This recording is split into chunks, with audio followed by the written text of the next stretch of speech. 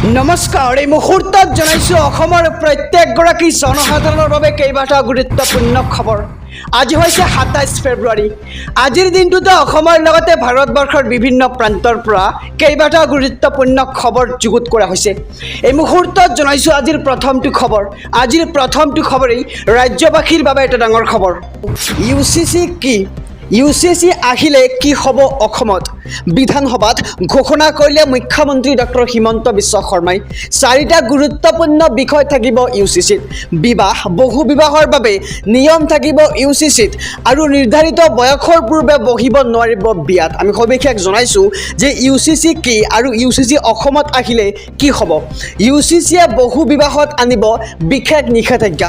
পৈতৃক সম্পত্তিৰ ওপৰত সন্তানৰ সম অধিকাৰত গুৰুত্ব দিয়া হ'ব আৰু পুত্ৰৰ সমানে কন্যা পাব পৈতৃক সম্পত্তিৰ সম অধিকাৰ আৰু লিভ ইন ৰিলেশ্যনত থাকিলে পঞ্জীয়নৰ ওপৰত দিয়া হ'ব বিশেষ গুৰুত্ব। ধৰ্মীয় ৰীতি নীতি পৰম্পৰাৰ বিষয় নাথাকে UCCত আৰু পিছ দুৱাৰেদি নহয়, UCC আনিলে সন্মুখৰ দুৱাৰেদি আনিম। মুখ্যমন্ত্ৰী হিমন্ত বিশ্ব শৰ্মাই কৰিছে মন্তব্য আৰু সদনত মুখ্যমন্ত্ৰী হিমন্ত বিশ্ব শৰ্মাৰ বৃহৎ ঘোষণা। ৰেল যাত্ৰীৰ বাবে এক জৰুৰী খবৰ। অসমত বাতিল কৰা হৈছে কেইবাখনো ৰেলৰ যাত্ৰা। নিউ বঙাইগাঁও, গোৱালপাৰা হৈ গুৱাহাটী ৰেলপথৰ কেইবাখনো ৰেল বাতিল কৰা হৈছে। ছয়গাঁও আৰু বামুণীগাঁও ৰেল ষ্টেচনত কাৰিকৰী দিশ মেৰামতিৰ বাবে বাতিল কৰা হৈছে ৰেলৰ যাত্ৰা আৰু 05803/04 উজনিমুৱা আৰু নামনিমুৱা নিউ বঙাইগাঁও গুৱাহাটী পেছেঞ্জাৰ বাতিল কৰা হৈছে। 05020/19 উজনিমুৱা আৰু নামনিমুৱা মেন্দিপথাৰ গুৱাহাটী বিশেষ পেছেঞ্জাৰ ৰেলখন বাতিল কৰা হৈছে। লগতে 05608/07 উজনিমুৱা আৰু নামনিমুৱা মেন্দিপথাৰ গুৱাহাটী পেছেঞ্জাৰ বাতিল কৰা হৈছে আৰু লগতে 05922/21 নিউ তিনিচুকীয়া ধুবুৰী বিশেষ ৰেলখন বাতিল কৰা হৈছে আৰু 15753/54 আলিপুৰদুৱাৰ গুৱাহাটী চিংফু এক্সপ্ৰেছ বাতিল কৰা হৈছে। এই মুহূৰ্তত জনাইছোঁ আজিৰ তৃতীয় নম্বৰ খবৰটো। মাজত মাত্ৰ এটা দিন বাকী, কোটি কোটি লোকৰ একাউণ্টত সোমাব টকা। দেশৰ কোটি কোটি কৃষক লৈ ভাল খবৰ। কৃষকৰ একাউণ্টত সোমাব PM কিষাণৰ 16 নম্বৰ কিস্তিৰ ধন। 28 ফেব্ৰুৱাৰীত ধন প্ৰেৰণ কৰিব চৰকাৰে আৰু কেনেকৈ চাব তালিকাত আপোনাৰ নাম, আহক সবিশেষ জনাম। দুটাকৈ হেল্পলাইন নম্বৰ মুকলি কৰিছে চৰকাৰে আৰু ধন লাভত অসুবিধাৰ সৃষ্টি হ'লেও আপুনি দাখিল কৰিব পাৰিব অভিযোগ। তালিকাত নাম চাবলৈ আপুনি লগইন কৰিব লাগিব pmkisan.gov.in ৱেবছাইটত। ইয়াৰ পিছত ক্লিক কৰক বেনিফিচিয়াৰী লিষ্ট অপশ্যনটোত।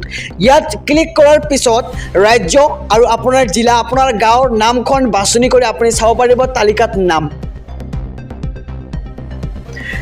মই জীয়াই থকালৈকে অসমত বাল্য বিবাহ হ'বলৈ নিদিওঁ। মুছলমান ল'ৰা ছোৱালীৰ জীৱন মই ধ্বংস হ'বলৈ নিদিওঁ। মুছলমান ল'ৰা ছোৱালীক লৈ ব্যৱসায় কৰিবলৈ মই নিদিওঁ।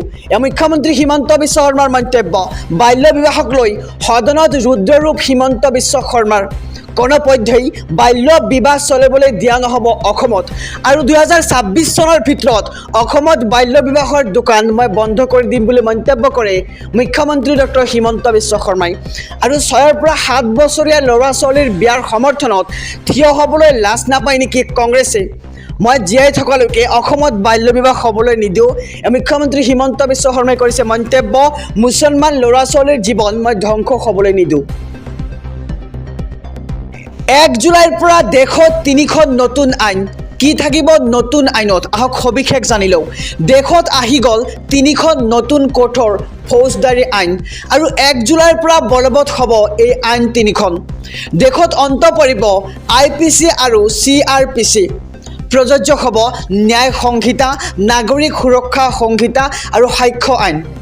নতুন আইন অনুসৰি গণহত্যাত জড়িত অপৰাধীক দিয়া হ'ব ফাঁচী আৰু কিশোৰী ধৰ্ষণত জড়িত অপৰাধীক যাৱজ্জীৱন কাৰাদণ্ড দিয়া হ'ব আৰু দলবদ্ধ ধৰ্ষণত থাকিব মৃত্যুদণ্ডৰ শাস্তি আৰু আৰক্ষীয়ে দিব লাগিব গ্ৰেপ্তাৰ কৰাৰ তথ্য আৰু গ্ৰেপ্তাৰ কৰিলে পৰিয়ালক তথ্য দিব লাগিব আৰক্ষীয়ে সন্ত্ৰাসবাদক লৈও দেশত বলবৎ হ'ব কঠোৰ আইন আৰু মানৱ অধিকাৰৰ নামত সন্ত্ৰাসবাদীক দিব নোৱাৰিব নিৰাপত্তা আৰু নতুন আইন মৰ্মে ৰাজদ্ৰোহৰ পৰিৱৰ্তে থাকিব দেশদ্ৰোহ আইন আৰু প্ৰযোজ্য নহ'ব হিট এণ্ড ৰাণত আৰোপ কৰা শাস্তি আৰু সাময়িকভাৱে কেন্দ্ৰীয় চৰকাৰে স্থগিত ৰাখিলে 106 নম্বৰ ধাৰাটো